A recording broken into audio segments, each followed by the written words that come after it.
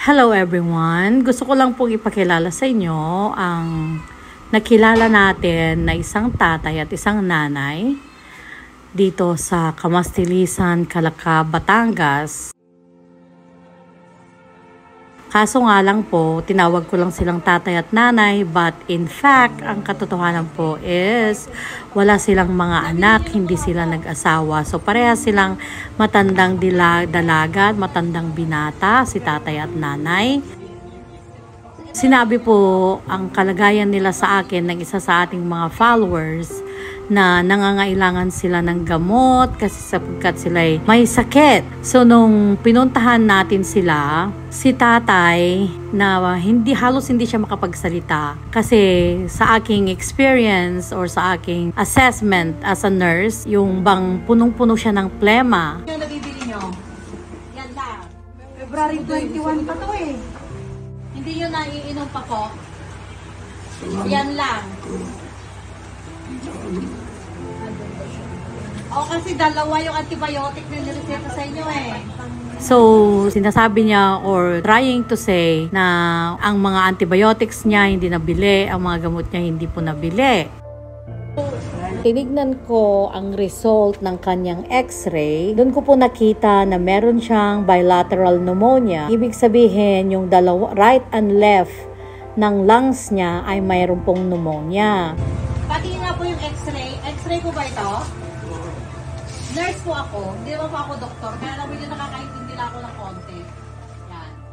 Ito po ay pangkaraniwan sa ating mga elderly na nagkakaroon ng pneumonia at kung minsan yun ang sanhi ng kanilang maagang pagkamatay.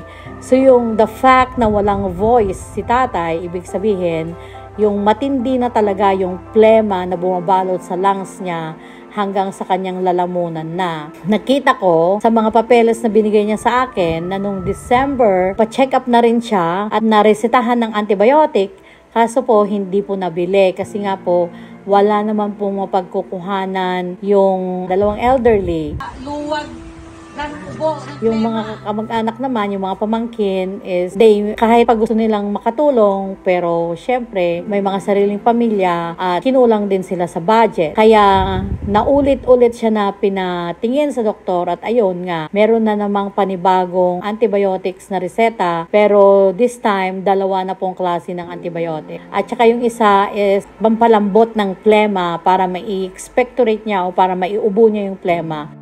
Tayo po, ay yung may ulcer naman kayo. Gusto niyo pong magpa-check up sa doktor. So, unahin muna namin to.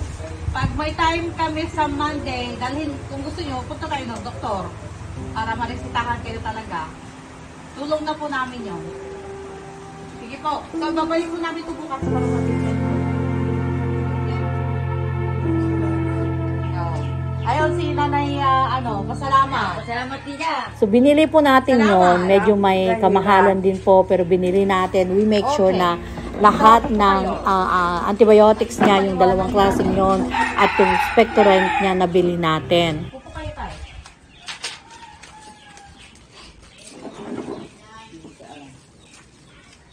Okay.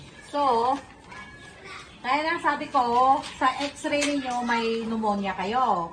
So ngayon, pag hindi nyo ininom yung gamot nyo, hindi mawawala yung bakterya pabalik-balik. Pabalik-balik yung hika, pag-ubo, pag hindi paghinga. Ano ba yan? Ano ba yan? Sorry. Paulit-ulit. Kaya kinakailangan, ubusin nyo tong gamot nyo. Tapusin nyo. Ngayon, di ba sabi nyo kayo yung nag-umpisa na nung una? Eh ngayon, uulitin natin. Para lang sa ganun tuloy-tuloy. Okay po.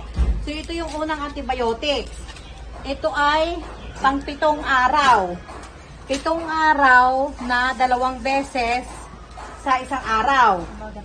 Oo, nakalagay dito yung instruction. Yung gagawin natin dyan, ito gawin ng 8 o'clock ng umaga at 8 o'clock ng gabi.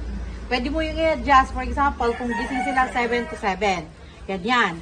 Tapos yung isa, okay, ito. Okay. Isa pang klase ulit to ng antibiotics. Ngayon, ito naman, inumin nyo ng lunchtime. Sa pagkatapos yung mananghalian naman are. So, meron kayo sa umaga, meron kayo sa hapon, tapos ito, pinakagitna. Ito yung 5 days. Ayan, kompleto na po yan. Okay. Ito naman, ito yung para sa plema ninyo. Kasi, marami kayong plema sa lungs, so yun ang nagpapahirap sa inyong huminga. Ito, yung gamot na to, ano yung instruction dyan? 3 times a day, pagkatapos ng almusal, ng tanghalian, at ng hapunan. 3 beses. Pero kumain muna kayo. Dahil kung hindi ko kakain, yung aanghang ang sikuran nyo. Okay. Okay na yun? Okay. Yan yung sa kanya. And then, binilhan ko din kayo ng vitamins. Opo. Okay. So, meron kayong vitamins, isang araw. Isa sa isang araw. Hindi nyo kinakailangan, pag ubusin nyo to, hindi nyo na kinakailangan ng pampausok. Kasi kaya kinakailangan nyo ng pampausok kasi maraming plema. Pero pag maubos nyo yan, mawawala na yung plema. Ngayon, pag hindi pa rin mawawala pagkatapos nyan, saka tayo mag-iisip tungkol sa kung kinakailangan nyo talaga. Okay, basta tapusin nyo yan, magiging okay na kayo. Ayan yan, kay Chubictor. So, lahat yan, nabili. Okay. Walang kulang dyan. Okay. Si Tia naman. Siya, binilhan din namin kayo ng multivitamins. Okay? Vitamina. Kinakailangan din once a day. At yun nga, nung naibigay natin sa kanya, after 3 days, pinollow up natin siya. At ayun, may naririnig ka ng boses. At sabi niya na ang laki na ng kaginhawaan na naramdaman niya. Oo, sa hapon. Araw-araw, araw-araw. O ngayon, ito yung napakamahal mong gamot. Napakamahal nito. Ang problema nga lang, bumibili ako ng pang 2 buwan, pero yung pharmacy na yon wala sila. Ito lang yung meron sila. This is pang 40 days. Pero dadagdagan ko to. Okay.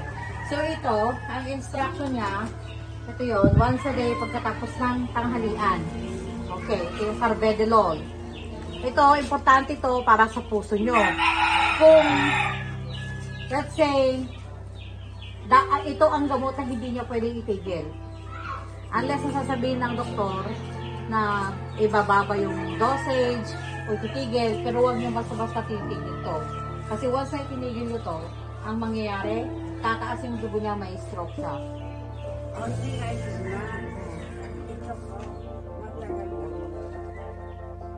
So yun po, so talagang nakakayak po yung mga ganong situation na wala silang maibili ng gamot. Dito po sa amin, sa San Luis or sa Pugo, La Union, meron po may program po ang aming bayan na magbibigay ng gamot sa mga kagaya nila na elderly and indigent, na sana is baka meron din sa Kalaka, baka hindi lang alam ng mga close relative. At si Nanay Macarya naman, ang tagal na niyang walang gamot, yung mga gamot niya po pang sakit sa puso. Marami siyang maintenance. Bumili po tayo ng 2-month supply ng kanilang maintenance na pang blood pressure at saka pang heart medication. Binilhan din po natin silang 2 magkapatid ng multivitamins na good for 1 month. Maraming salamat talaga sa ating sponsor na nag-sponsor po sa kanilang mga gamot. Ang aking pinsan, si Kichi Castro. Maraming salamat talaga sa kanya na kung hindi dahil sa kanya, maaring nakabili man tayo ng gamot, pero hindi natin nabili lahat at hindi natin makabili ng 2 months na supply ng gamot ni Nanay. At nagbigay din tayo ng instruction na dapat lagi silang magpunta sa center ng barangay para magpa-check up ng blood pressure kasi masyado pong matataas yung dosage na ibinigay ng doktor sa kanila. Okay. Okay? Salamat naman. Oh, you're welcome po. So, pasalamat kay Madam Kichi Sabado. Thank you po. Thank you po. Siyang sponsor ng mga gamot. Thank you po sa mga gamot. Okay. So, babalik namin yung isa pang gamot mo bukas. Oh, Ako sa ito nga, hindi bawal taon. Sabi na ang wala ko anak eh. Matang agya akin. Ano yung sa akin? Kaya mo sila. Ay, andito naman yung mga pamangkin niya. Okay. Siya, halika na kayo bukas. Oh, welcome po. So, baka yung ito, matatanggal yung mga plemo nyo, hindi nyo na kinakailangan ng pausok. Pero kung kinakailangan nyo ng pausok, pagkatapos nito, andito pa naman ako sa Pilipinas, tignan pag-usapan natin. Ha? Pag walang ano. Maraming salamat po sa inyong pagtangkilik sa aking channel. Sana po is pagpatuloy yung suportahan. Huwag pong mag-skip ng ads para na sa ganon, marami pa po tayong matulungan. Thank you, thank you, thank you. God bless you all po na nanonood ng aking vlog. Maraming salamat po.